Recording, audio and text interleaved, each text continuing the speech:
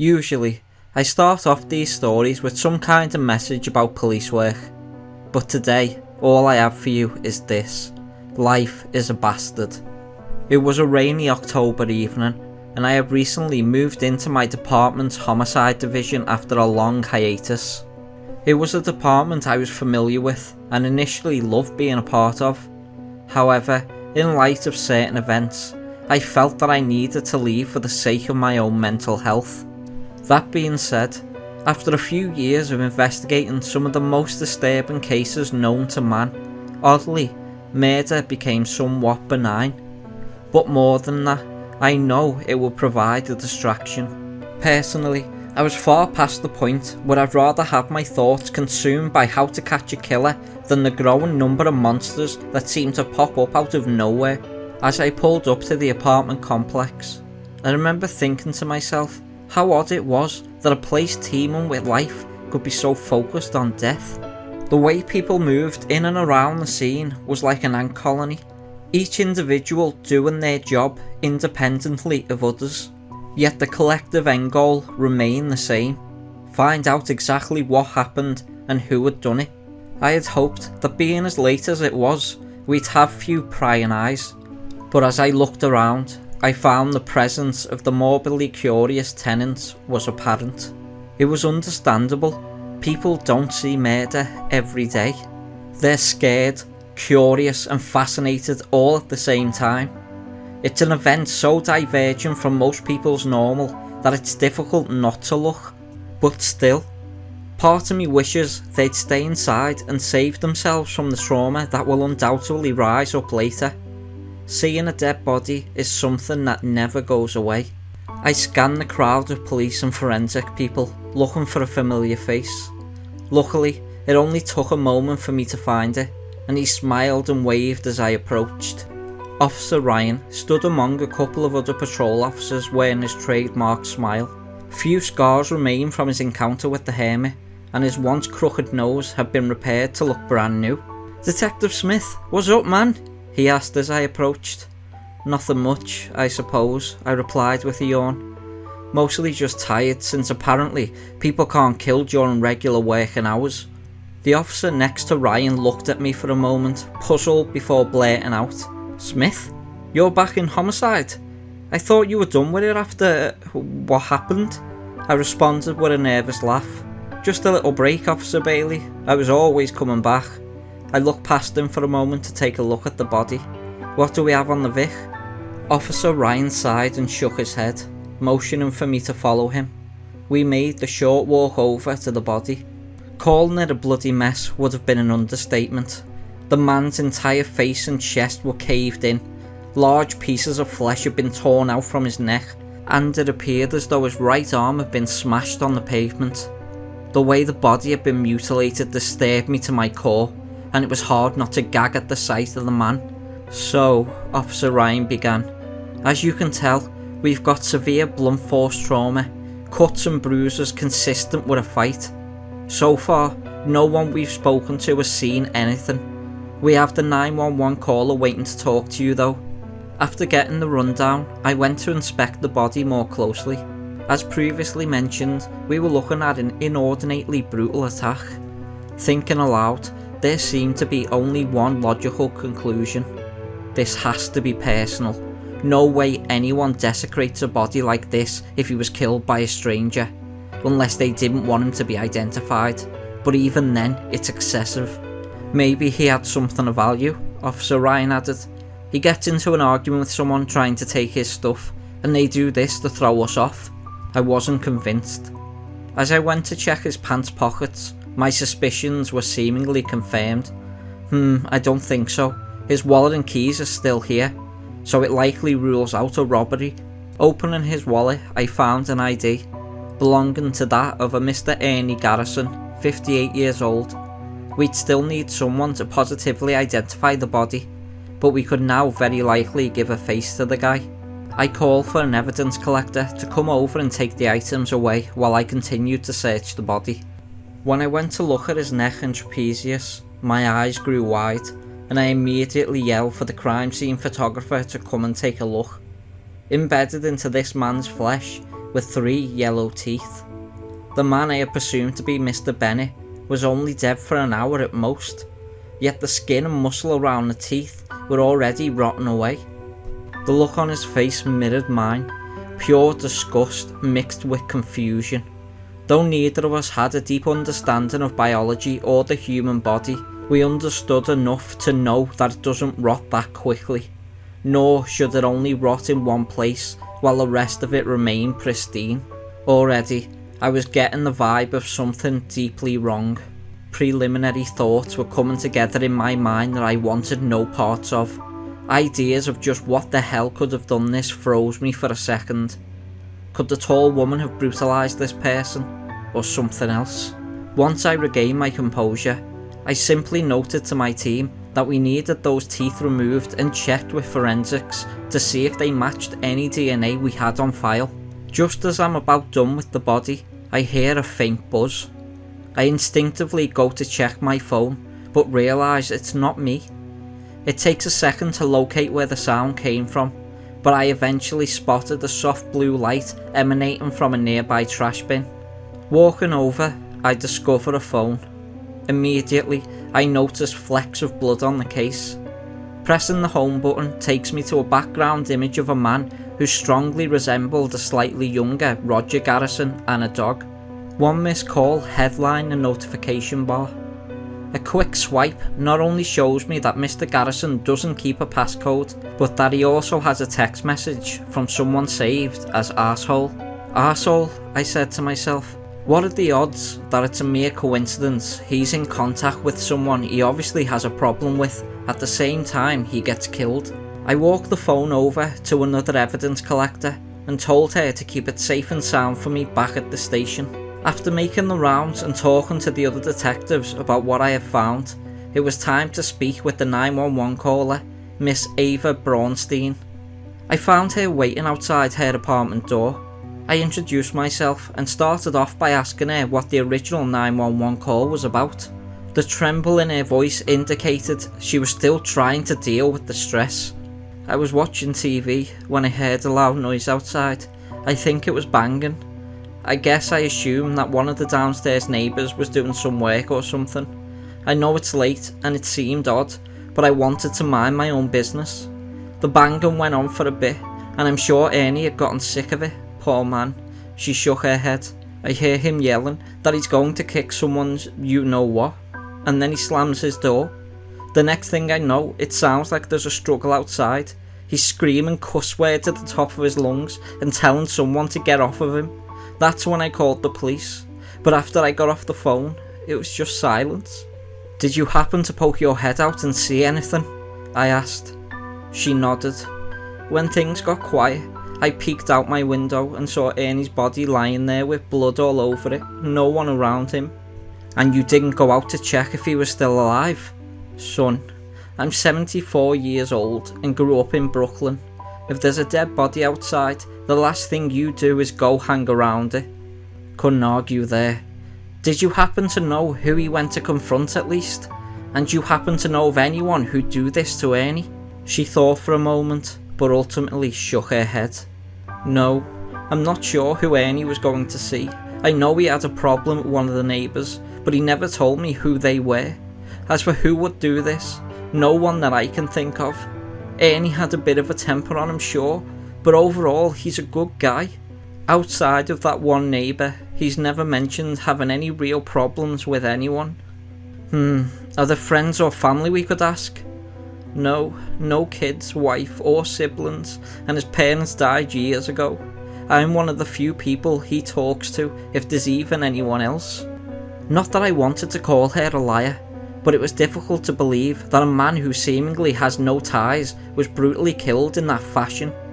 But between the phone, teeth and lead on the neighbour, I felt we actually had a pretty solid base to investigate. As I wrapped up the interview, she made one final off comment. I know Ernie was a fighter. He always used to carry a golden pocket knife with his initials inscribed on it. When you find who did this, I swear to God they'll have scars from that. When I finally got back to the station, the first thing I wanted to see was that phone. I nearly flew to evidence to retrieve the device. and I was as giddy as a kid on Christmas morning when I got the chance to see its contents. A couple of other detectives and Officer Ryan crowded around my desk as I read what appeared to be a heated argument between him and his neighbour, Alan Wong. In short, they seemed to be arguing about the loud banging. Mr. Wong seemed to claim that he wasn't making the noise and urged Mr. Garrison not to investigate. The two had a continual back and forth, which eventually led to Mr. Garrison going out to confront whoever was outside, which led us here. This was critical. The lab wouldn't have DNA results back to us for a while, but we likely had a direct witness to whoever killed Mr. Garrison. If we could pinpoint who was outside at that time, then the DNA would just be icing on the cake. Either way, this all hinged on the testimony of Alan Wong. Finding his apartment once we had the name wasn't hard. Neither was getting him to agree to talk after politely informing him that if he was withholding information pertaining to an active murder case, he'd be in deep shit. It took a short ride downtown for me to begin sizing him up in the interrogation room. There were no cuts or bruises on his body, no flecks of blood either. For a murder that brutal, you'd absolutely expect there to be signs. But one thing was apparent: Mr. Wong was nervous. Even if he wasn't the perpetrator, he knew something. Beads of sweat were forming on his brow, and his eyes seemed bugged out, darting back and forth as if he was looking for something. "How are you doing today, Mr. Wong?" I asked, attempting to break the tension. He gave a nervous laugh. "Wild question to ask considering the circumstances. Can we just get to it?" "Fair enough. I suppose the first thing I'd like to know is, how do you know Ernie Garrison?" "I fix things. And one day he asked me to help fix up his car because he thought I'd be cheaper than a regular handyman." "Okay, so you helped him out. And what? Everything was cool between you two? Did you ever speak again after that, or?" He shrugged. "I mean, there was a little dispute, I guess you could say. Nothing major though. A man ends up dead after a dispute with a neighbour. An unfortunate yet classic storyline. The pieces were starting to add up in my head." "And what was this dispute over?" "Payment for my services. I'm a fair guy, but he was lowballing me on the price. I tried to give him something below what he'd pay elsewhere, but that wasn't good enough. Just because the guy's my neighbour, it doesn't mean I'm going to do the work for free, you know? After threatening to take him to court, he pays up, but he starts complaining about everything. Noise, my dog. He'd say he thought he smelled drugs from my apartment. Just a lot of shit. The guy was trying to get me kicked out." "Sounds rough. You must have hated the guy." "Hate is a strong word. We weren't friends, but I'd never wish anything bad on him. It was just stupid. Hey man, I get it. That's fair. The problem here, of course, is that the man ended up dead. So what I want you to do is tell me in your words what you think happened." The shift in demeanour was quick. I could hear his foot tapping rapidly now, and he choked up a bit when he spoke. I have no idea. I just know the dude got killed. It's sad as hell, but I don't have much to add." "Bullshit." "That's odd, Mr. Wong, because we know that you were the last person to communicate with Mr. Garrison, and that he went to your place to speak with you. Add the fact that you two had clear problems, and surely this points to more than a coincidence." Even though he shook his head, I could tell from the look on his face that he wanted to say something more. "Look, Alan, I'm going to be frank with you. I already told you that if you're holding back information, you need to talk to us. Right now, you could be facing murder charges if this comes back to you. And you could either have me tell the prosecutor that you were honest, or that you tried to hide shit the entire way. What's it gonna be?" He scoffed and slammed his hand on the table before pointing a finger towards me. "Don't do that. I didn't have anything to do with his death. You don't think I know how serious this is?" He let out a loud groan and put his hands to his head as tears started to form in his eyes. "This is so fucked. If I'm being looked at as a murder suspect, the last thing I want to do is tell the truth and look ridiculous." He was starting to panic. I took it as my cue to stand up and let him have some time to think. As I walked out the door, I turned around and let him know to just give me his truth, however ridiculous it sounded. After 20 minutes by himself, he was ready to talk. I had hoped for a confession. Hopefully, some story about how anger led him and an accomplice to murder. Horrible but easy, open and shut. What I got, however, was so much more disturbing. Mr. Wong went on to spin a story about how he was out late at night throwing his trash away when he spotted something he'd only refer to as an abomination across the street. Apparently, as soon as they made eye contact, this abomination came for him, and his only option was to run inside and hide. He could hear the bang, bang, bang as this thing tried to break away at the door. Mr. Garrison has apparently heard the noise and thought it was Mr. Wong. Mr. Wong attempted to convince him to stay inside and stay away. Still, Mr. Garrison wasn't having it and subsequently ends up dead. When asked why Mr. Wong simply didn't tell Mr. Garrison about the creature, he merely laughed and said, "You think he would have believed that? I wouldn't expect the person that trusted me most in the world to believe it, let alone someone who obviously hates me. He would have come down regardless." It indeed was a ridiculous story, one that I'm sure damn near everyone outside watching the interview was laughing at. An abomination coming from the darkness attacked him, yeah right. Except, yeah, right. The way he spoke about what he saw and the genuine fear in his eyes as he flashed back to the memories was familiar.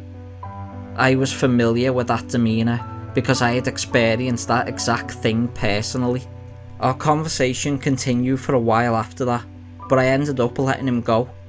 I informed him that I'd stay in touch, but deep down I knew I'd never see him again because he simply wasn't our guy. I don't know if it was for my own mental well-being or respect for due process, but I needed to hold on to the idea that this wasn't another Hellspawn that came to wreak havoc on society. I needed to see this through and make sure I wasn't dealing with the standard type of darkness we see from human beings. For all intents and purposes, Mr. Wong didn't know what he saw, and this could easily be the work of some local maniac. It took some weeks, but when the DNA profiling came back on the teeth and other pieces of evidence we collected, things started to look bleak. Not a single match. Simultaneously, as we did further research into Mr. Wong, we found no traces of his DNA at the scene, nor did we find any evidence that he had been communicating with a third party to set up some kind of hitman job. Furthermore, searches from his home computer at the time of the 911 call indicate he was inside using his desktop around the time of the murder. Even potential security camera footage from the area turned up nothing. If Mr. Wong was involved, there wasn't any hard evidence to show it. Our two best leads were drying up, and over time, Mr. Garrison's case went the way of many murders before it. Cold. The days went by, and with no new leads, we had to try something new. I convinced the chief to hold a press conference and ask the public for any info. The hope was that if someone recognised the types of injury or Ernie Garrison himself, perhaps they could plug some holes we had been missing. The tips that came in at first were of little to no help.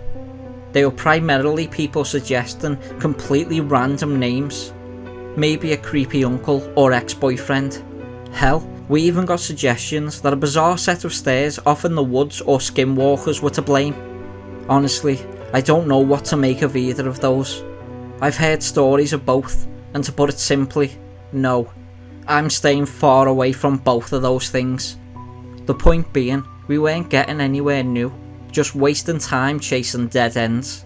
At least, until I heard a familiar voice on the phone one late office night. She sounded nervous about speaking at first. "Hello, is this Detective Smith?" "Yes, speaking, and who's this?" "I never gave you a name when we spoke last, but this is Maria Alvarez, nurse at the old hospital. We talked in the parking lot after. What happened?" The words "old hospital" brought back a flood of memories that made me shudder. The face of the hermit flashed in my mind, and I reflectively turned towards an air vent above me just to make sure nothing was hiding inside it. Yeah, I remember you, of course. How are you, Miss Alvarez?" She let out a sigh. "I'm managing. What you said to me back then, it's been on my mind a lot lately, and it's given me a different perspective. I don't know, I just feel like the world has become a much scarier place almost overnight. Yeah, I'm sorry to hear that, truly. It's okay. Or at least tolerable. I saw your press conference, by the way, and it just brought up some thoughts, you know?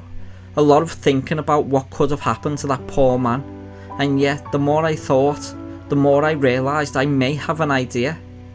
An idea of what?" She went silent for a moment, but I could hear movement on the other end. Then a hushed whisper came through. "Technically, I'm not supposed to be sharing this with anyone because of patient confidentiality. A while back, someone came in with similar injuries at night. Bite marks with rotted skin around the injury site and severe head and chest trauma. We tried to ask him what happened, but all he would say is that some animal jumped him in the woods. I remember us all thinking how weird it was, considering the bite marks looked human. And well, after our conversation about how real monsters exist, I started to connect some dots. Maybe he was attacked by something similar, and he didn't feel comfortable speaking on it. A potential pattern was forming, and my mind was eager to put the pieces together. And he's alive? What's his name, and where could I find him? Yeah, his name's Leonard Houston. I can send you some of his details, and maybe he'll be willing to shed some light on what happened." Bingo. We finally had a solid direction. I was eager to go and meet Mr. Houston to break this thing wide open. "I very much appreciate this, Miss Alvarez, but before I go, can I just ask, why take this risk? Why not just leave it alone?" "I dunno. I guess because you shared the truth with me, and I felt like I owed some truth back to you. That was good enough for me." I finished the convo by letting her know that if she ever needed anything, even just someone to talk to when the dark thoughts creep in, I'd be right here for her, always. The next move was to bring someone along to meet this guy. I would have had another detective accompany me under normal circumstances, but this was far from normal. Of all the people I trusted to help me deal with the abnormal, one name was at the top of my list. Officer Ryan was ecstatic to get the call. Once we had our info on the guy, we immediately set out to find him. The mood on the way over was jovial. Here we were investigating a murder, a ruthless one at that, and the two of us couldn't stop laughing. As I've mentioned before, Ryan had that impact on everyone he came into contact with. I was certainly feeling the stress of finding the person or thing responsible for Ernie Garrison's death. Yet, all I wanted to talk to him about on the way over was what anime he was watching and whether or not aliens have visited Earth. Over the years, I've come to attribute many great things to Ryan, but the one thing that sticks out is the censoring effect he had on me. Hell, on all people. Without him, there's no doubt I would have gone insane by now. I found myself uncharacteristically calm when we pulled up to the rundown apartment. Despite the apparent sound of television inside, we had to knock a few times before we heard any movement. Eventually, we decided to say screw it and yell police to really get his attention. The pale skinny man that opened the door was quite obviously not thrilled to see us. He smelled of cigarettes and beer cans littered his couch. "Whatever y'all are saying I did, I ain't do it because I was busy that night," he said, throwing his hands up. I cleared my throat. "Is Leonard Houston home?" "He's speaking." I took a quick peek behind him and saw he was alone. "Right. Well, good. Mr. Houston, you're not in any trouble. I'm Detective Smith, and this is my partner, Officer Ryan. We're looking into something, and we thought you might be of some assistance." He scoffed. "Boy, do I look like a snitch to you?" "Not a snitch," Officer Ryan interjected. "If anything, you'd be a hero. Something awful happened, and we figured you could help us right a wrong." Mr. Houston thought for a moment before inviting us in. He offered us a place to sit on the couch, but between the beer cans and potential mould spots, we both opted to stand. "So," I began, "I heard from a reliable source that you were in the hospital a while back with some pretty gnarly injuries. What was all that about?" "Who told you all that?"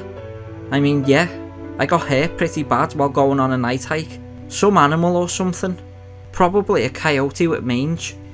"A coyote with mange that had human-shaped teeth and rotted the skin where it bit you?" He shrugged and lit up a cigarette. "Guess so. Lot of weird shit out there in them woods."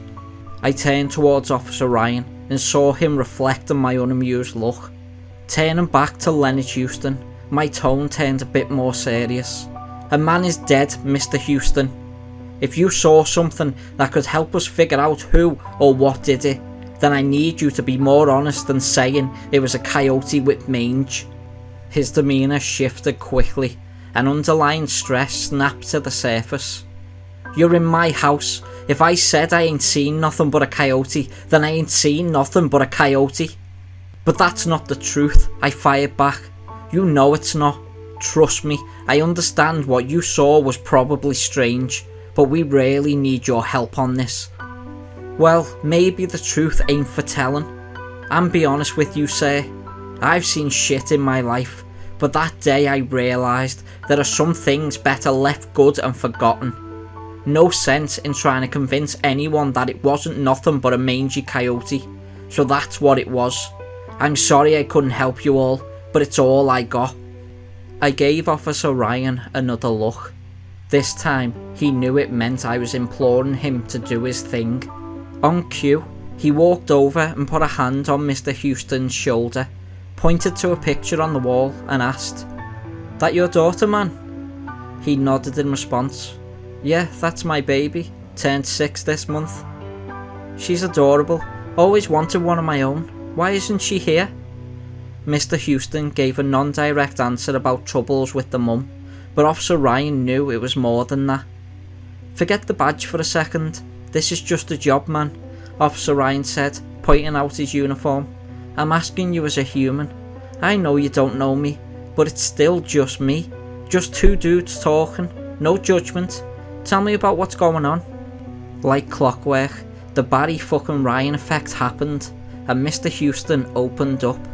I listened in silence as the two discussed how Mr. Houston was well aware of his less than ideal situation and how he ended up there. After his initial encounter in the forest, the stress became unbearable.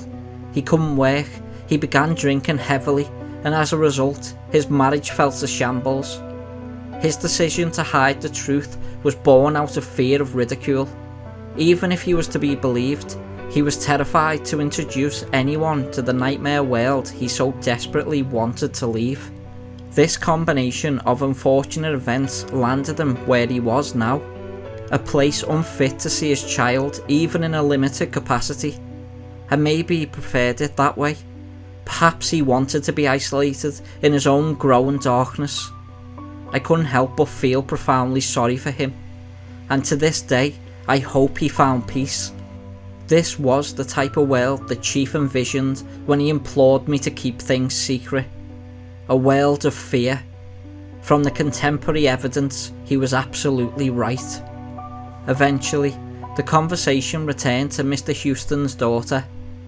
Officer Ryan had asked a question that rarely seemed to strike a chord with him.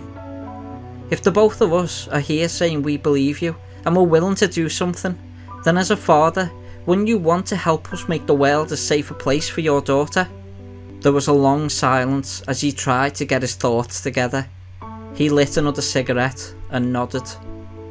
For the next half hour, he went into horrifying detail. While walking through the woods at night, he heard a banging noise, like someone taking a sledgehammer to a tree. He thought about locating the sound source, but as the sound grew louder and more aggressive, paranoia set in, and he decided to try and leave. He set out in the opposite direction, but didn't get very far before what he said felt like a battering ram knocked him off his feet. In the dark, he couldn't quite see what was standing over him, but he can make out the outline of a lumpy humanoid with a tall head. He didn't get much time to consider just what the hell he was dealing with, because in an instant, it started biting at his flesh and smashing his face in. His only means of survival was to pull out his pistol and fire off a shot into its torso. He heard a loud groan of pain as it staggered backward. He knew that was his chance and took off into the night. Someone eventually managed to find him on the road, but he passed out on the way to the hospital. When he was fully conscious, he recalled a nurse at his bedside asking what happened. He contemplated telling her the truth, but ultimately decided against it. From that moment forward, all he'd ever tell anyone was that he simply got attacked by a coyote. Both Officer Ryan and I listened intently as he poured out his trauma. At the end of the conversation, he gave us the location of the forest he was hiking through and the specific trail he took. Lo and behold, it was only a few miles from where Ernie Garrison had been murdered. By the end of the conversation, he was crying and repeating the words, "Never go back, stay away." Honestly, I wasn't quite sure if it was a message to himself or to us. We stayed with him until he calmed down, doing our best to reassure him that everything would be okay. Eventually, he evened out emotionally enough for us to thank him for his cooperation. As we walked out the door, we assured him that we'd do our best to use this information to make the world a safer place for his daughter. Still, he made it a point to stop us at the door and give us some parting words. "I don't know what you boys plan to do, but if you go looking for a nightmare, you're gonna sure as hell find one. Stay safe out there." We nodded in approval and continued on. As we walked to the car, the road to solving this case had become clear. The biggest question that remained was whether we were dealing with a human or something else entirely. But one thing was for sure, we need to examine those woods. But no sooner had we sat in my car to discuss our next move did a call come through on the radio. Another murder had taken place, this one on the edge of the city line. When the details of the crime and the victims came through on the radio, my heart sunk and my mind began to falter. A mother and her child were dead, killed as brutally as Mr. Garrison. A deep rage and sadness filled my entire being, and I could just barely find the words to respond, opting for a simple "on it" over the radio. Without another word, I sped off into the night towards our new destination.